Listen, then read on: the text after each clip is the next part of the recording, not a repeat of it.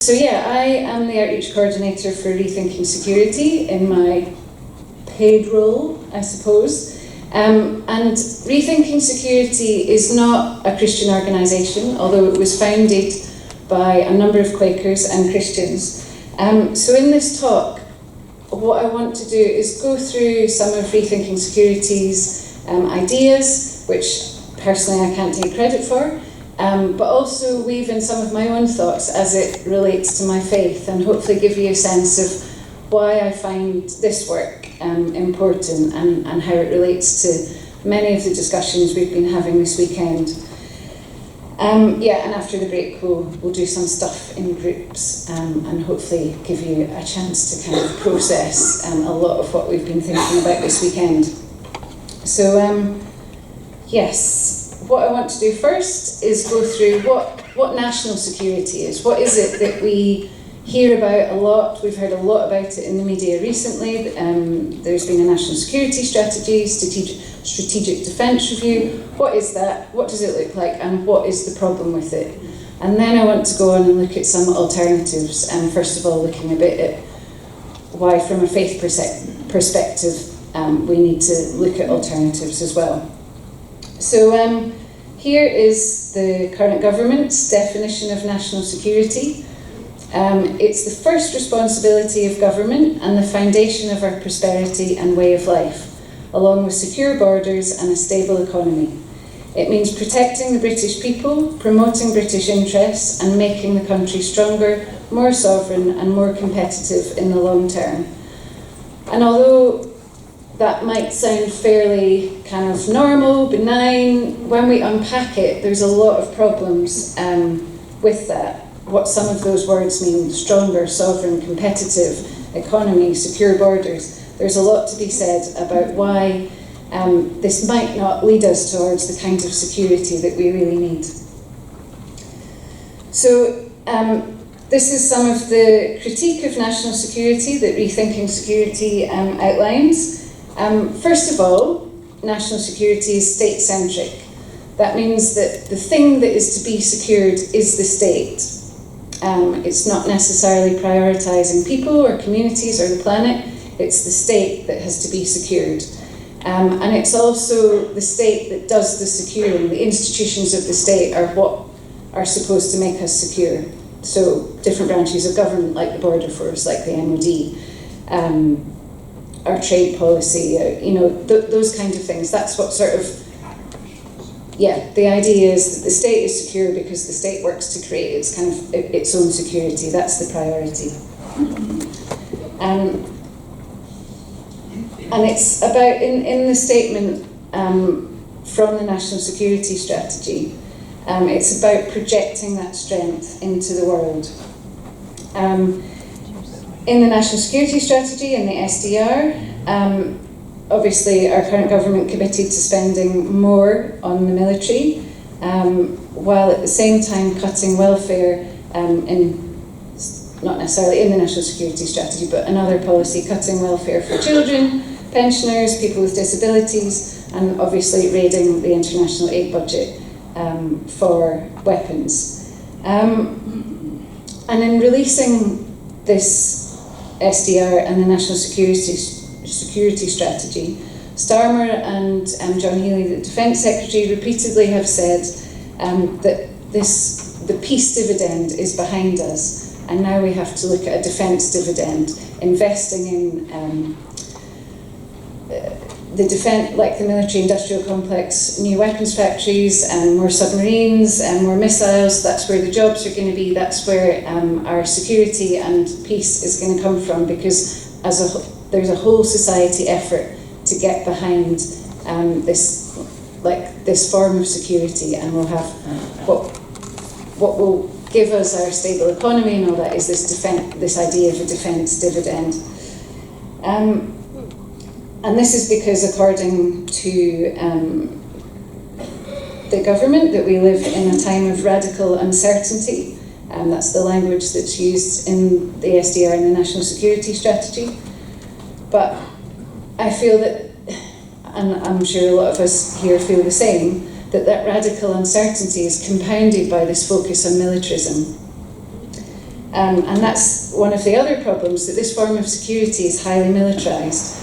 We look at threats and then we seek military responses to them.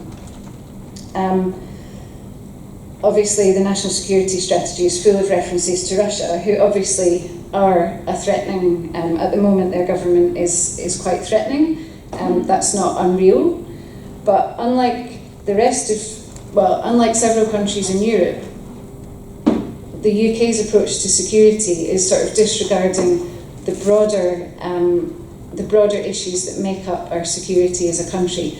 We're sort of an outlier in terms of the focus on militarism and militarised responses to insecurity compared to other countries in Europe. So we are slightly different. And this whole approach to security makes it highly unsustainable. It's not addressing the root causes of insecurity. Our insecurity comes from there's things that the threats that are perceived, there's insecurities that underlie them that need to be addressed. So some of those include the marginalisation of people from decision making around the world, poverty, breakdown in relationships between countries, between governments, and of course the climate crisis. And I think in a workshop yesterday there was discussion around the way that militarism and a focus on this kind of security harms the environment. The military industry is particularly carbon intensive, and I can't remember all the statistics, but I think militaries don't have to report their carbon emissions, but when you include military emissions in recording on carbon emissions, it sends that much higher.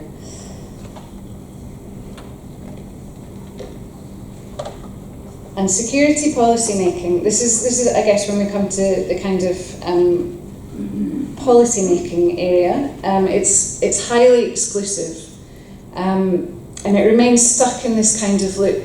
The same people, or the same people with the same training, giving the same answers to, and identifying the same problems and getting the same answers to deal with them.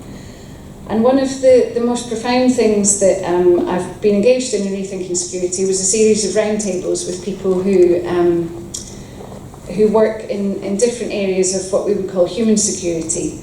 And I did one roundtable with a group of people who work on issues within Parliament, are engaging with MPs or working within Westminster on issues around foreign policy, and asking them, how does that work? Do you feel like you make headway? Are these issues of insecurity addressed? And what one of the women said to me, she's a woman of colour, probably younger than me, highly intelligent, a very strategic thinker, but she said, no one listens, no one trusts us because we don't meet this sort of invisible tick list of attributes that you need to be trusted within Westminster, which is, in her words, having an Oxbridge degree, having gone to a private school, generally being male, pretty much always being white, and having some sort of family connection to the military or to cybersecurity or to the Foreign Office. Those things are very important in Westminster, and if you don't fit those that sort of profile, it's very hard to be heard and trusted in the policy-making world when it comes to national security. So it is a very small world, and there is this kind of internal loop where discussions around security continue to identify the same things as problems and continue to find the same answers to them. And that's something that, as Rethinking Security, we're really pushing to say it doesn't have to be like that. In fact, it would be quite easy to make changes to who you listen to in terms of developing security policy. And of course, this makes security policy extremely static. It's not about finding change and about finding new ways of doing things, and it definitely favours stability of the way things are over working towards justice. And this makes change incredibly difficult. And I think it was Dealinda on Friday said that Palestinians often say, we don't want peace, peace means injustice. And this is kind of I would say where some of this comes from, when international negotiations, foreign governments, even the bigger NGOs are talking in their forums and in their kind of world about peace, it can mean this kind of stability without, a sort of stability without justice, which is obviously not a just peace, and Palestinians are very alive to that. And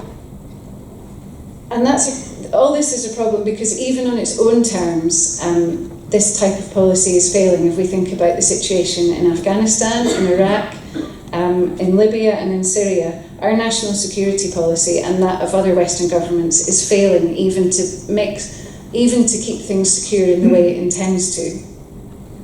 And of course we can add Gaza and Palestine to that now. And I want to touch on just some of the ways in which the UK is quite exceptional in this, that all governments prioritise national security, but their definition of security can sometimes be a little bit different. But the UK has some sort of a particular context which is quite interesting, and some of you who will have been at my workshop yesterday, which was done in a personal capacity, but this kind of relates to some of that. We have this imperial legacy of being a big power.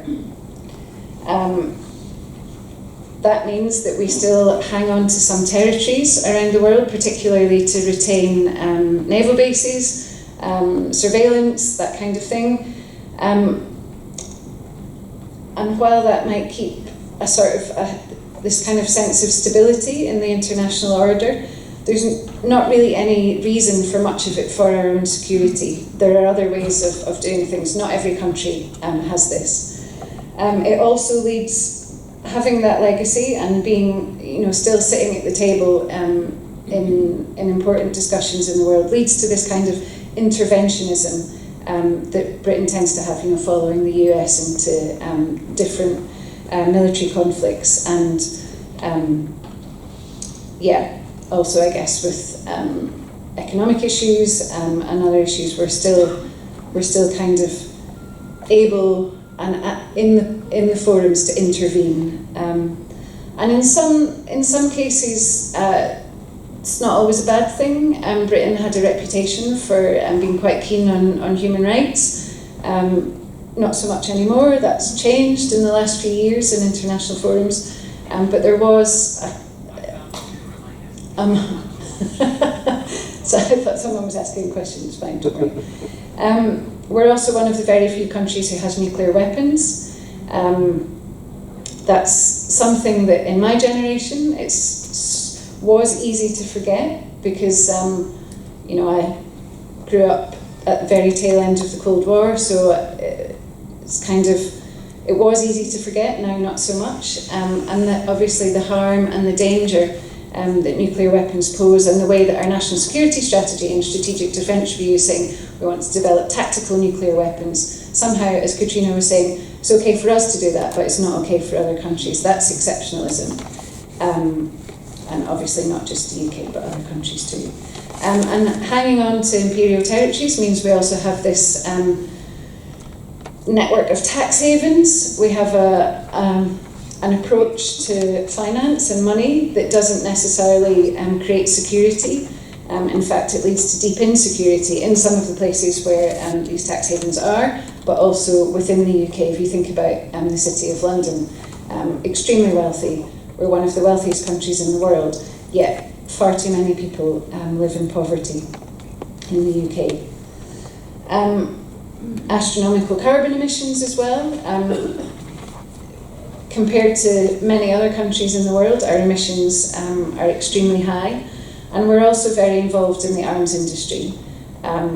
Again, not every country is in terms of selling weapons overseas, but we're one of the top countries that do that, and that's partly because we retain this highly militarised approach to security and this network of bases that we need that equipment for, and it's questionable as to whether actually we need it or not.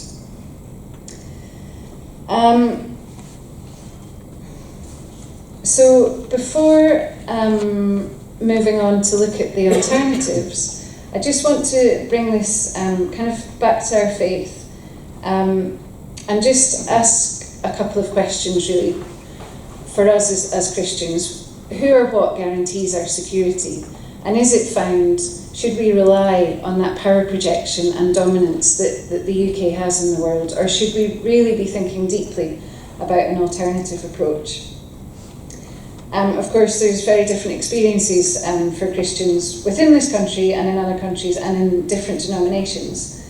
But I think it should be problematic to us that our national security is built on that power projection, that threat of violence and competition, and the threat of the use of force. Particularly if we accept and explore our faith through that lens, as Katrina was saying, of gospel non-violence. What does that mean for us?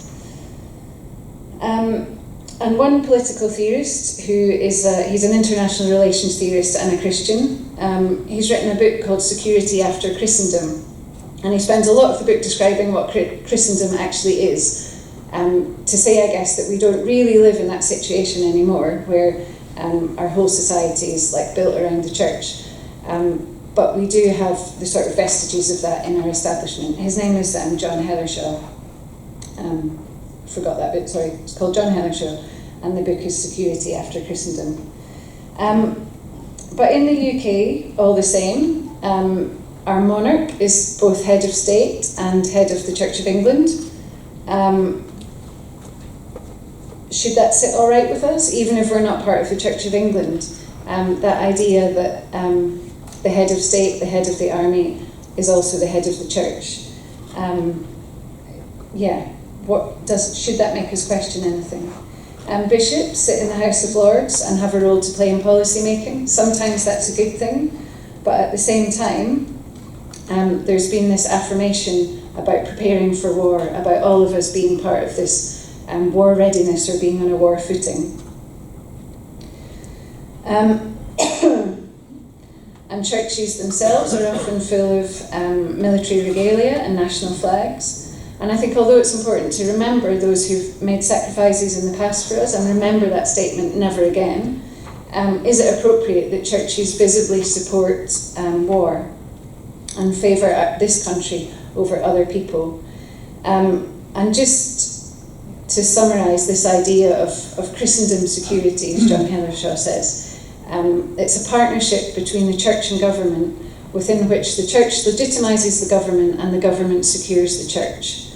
So is that something that we want, particularly as our government moves down this route of war readiness, of saying that it's inevitable, within 3 to 5 years we'll be at war with Russia, we need to invest in defence. Is that our only option? And as the church, how do we respond to that? And one example I want to give of where this might lead is from the US.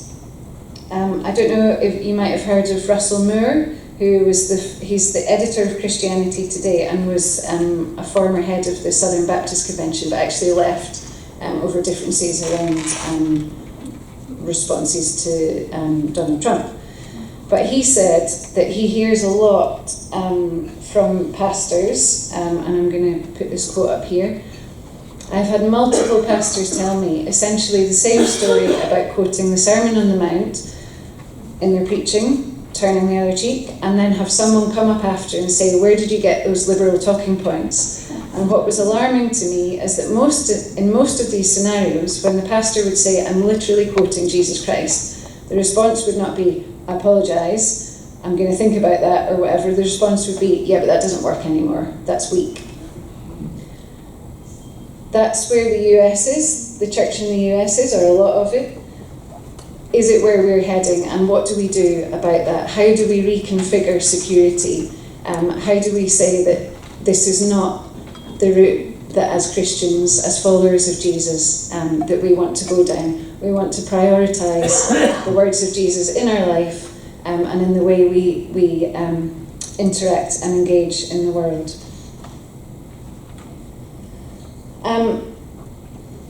So for me, it's fairly frightening that churchgoers are so easily swayed by dominant social and political narratives.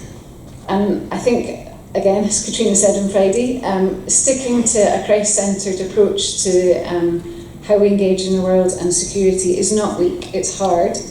And we'll likely see opposition, potentially by the very structures of our society, if not other individuals that we engage with in discussion about this. And John Heathershaw, in his book, he says the answer is not to return to Christendom, where top-down security and the state becomes an exclusive form of security that works for us but not others, and does not address underlying insecurities. Instead, he offers these three principles for what a sort of Christ-centred approach to security would look like. And I think these are really great. The first is radical inclusion. Christ's sacrifice and resurrection was for all. It's opened love to everyone. It's without borders, it's without barriers. Everyone is included. And how do we put that into practice in our churches? How do we say, not this country, not that country, how do we say, not walls there, but how do we include everyone in security? He also talks of non-violent protection, using non-violent methods to protect the vulnerable. So he engages in a big discussion about just war theory. I'm not the expert on that, so if you want to question this, you're going to have to look him up afterwards. But he does say it's irrelevant now. When just war theory was created, which is sometimes what theologians and church leaders come back to, the context was completely different. Weapons didn't do the damage that they do now. Civilian harm didn't happen in the same way. He has graphs of the way in which sort of post-Christendom, like towards the end of the, let's say, 18th, 19th centuries, civilian harm increases as, there's a huge difference between the kind of civilian casualties and deaths in war previously as there is now.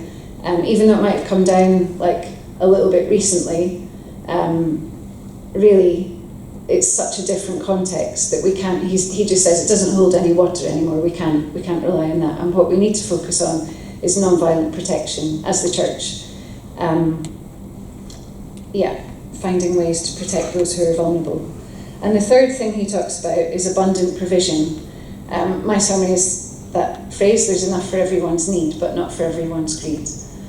The global economy is set up on extraction, of always growing, and that's impossible because of the climate crisis, and also it doesn't work to provide for everyone. That neoliberal model isn't working to provide for everyone, and we have to think more locally in our smaller communities, and he goes through some very practical ways of doing that. And it is quite interesting because he talks about some other theologians and international theorists who've got involved in initiatives locally and really promote them as transition times is one of them, as ways of doing that. And just to come back to the images or the ways that in Rethinking Security that we critique national security, perhaps an alternative way of looking at it, rather than state security, which excludes, we think about tables, not walls. Jesus met and ate with people, brought them into relationships across divides. Rather than militarism, we're told to love our enemies. Again, as Katrina said, Peter was told to put away his sword, Jesus' last command to his disciples. Rather than an unsustainable approach to our security, we must think about earth care as stewards of creation. We're told not to worry about what we will eat or wear, and not to store up riches on earth. Welcoming the stranger as well, rather than having an exclusive approach to our security. We've talked on Saturday in the panel discussion, people talked about encounter, and encounter with the other being important. So I feel that relates to this idea of creating inclusion and security. And finally, pursuing the kingdom of God, pursuing justice and peace rather than maintaining this kind of status quo that we have in our politics and society. And we can't do everything, but again, John Hellershaw, he says that our responsibility is to follow Christ, to follow those ideals, and that God, the Holy Spirit, will be active in helping us with the rest. So from Rethinking Security's perspective, rather than putting the state at the centre of everything, we can think about security in these three different levels. From the global, these global issues that affect all of us and need cooperation rather than competition to deal with. Things like migration, climate change, pandemics, global poverty. It needs cooperation. We must find ways of encouraging our government to cooperate rather than to think in competitive terms. And community security, we need strong communities where there's like food security, housing security, energy security. Obviously our energy bills have all gone up, and that's because we have a very unsustainable approach to energy. Jobs and employment that work for people, and political representation, being included within the political community, not being excluded and marginalised from discussion and decision making.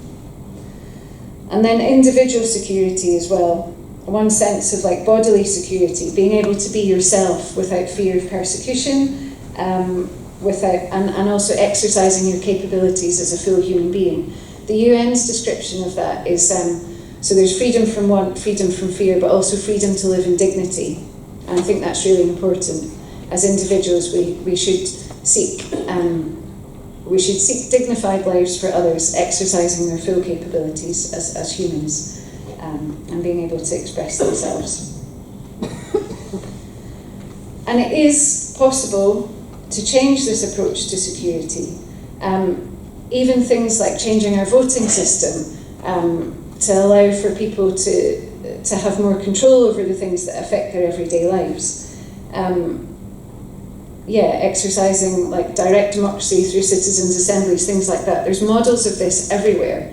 And in Rethinking Security, we feel like it's about encouraging politicians, encouraging our local communities, our local representatives to think differently in terms of security.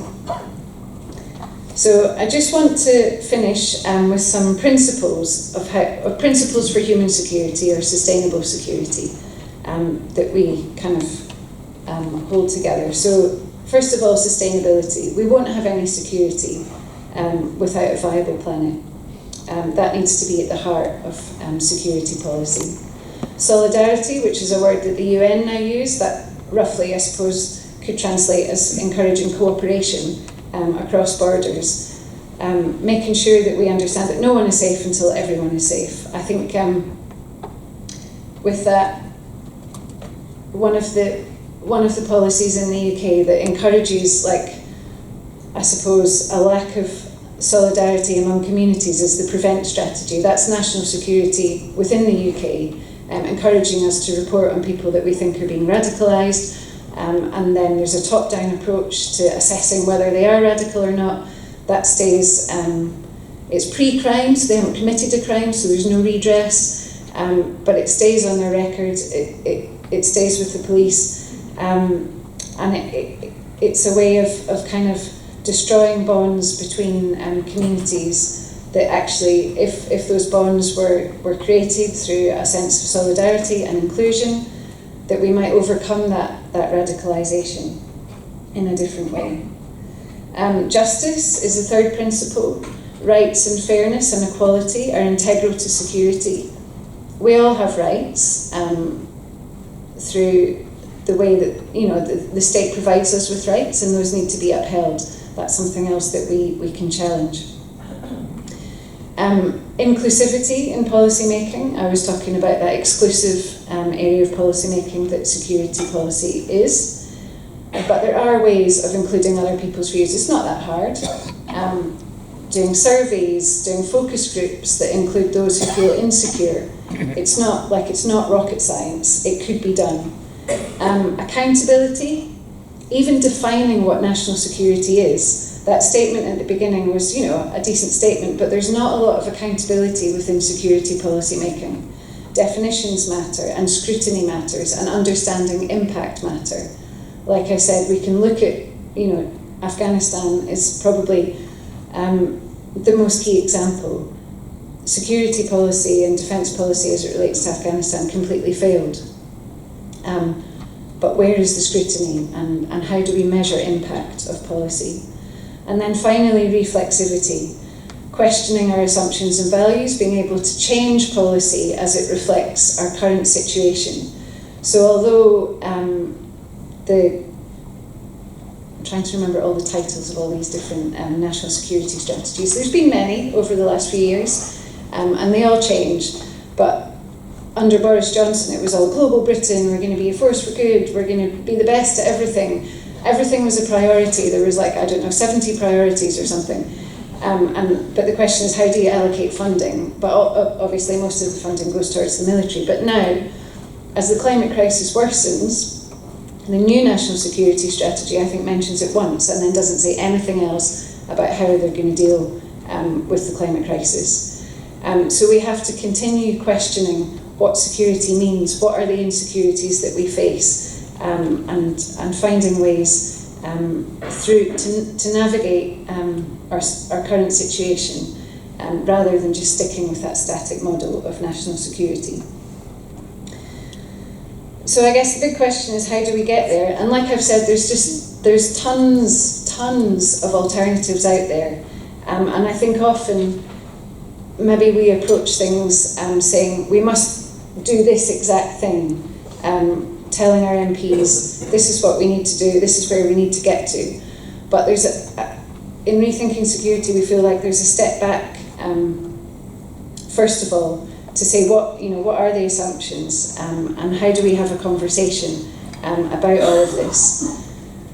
So I think 3 simple ways of getting there. We encourage other voices to be heard, both within our communities and as we engage with our decision makers. We dialogue with our decision makers. We don't just tell them what we want, but we think we ask what is their understanding of security. Have they thought about it really, or do they just accept what they're told from central government? And then challenging specific policies as well. We need to do that, we must do that. But I think if we focus on inclusion and dialogue as well, that encounter, the other might be our MP. They might be an MP that we really, really disagree with. But we still need to create that space for dialogue as well. So I'm going to stop there and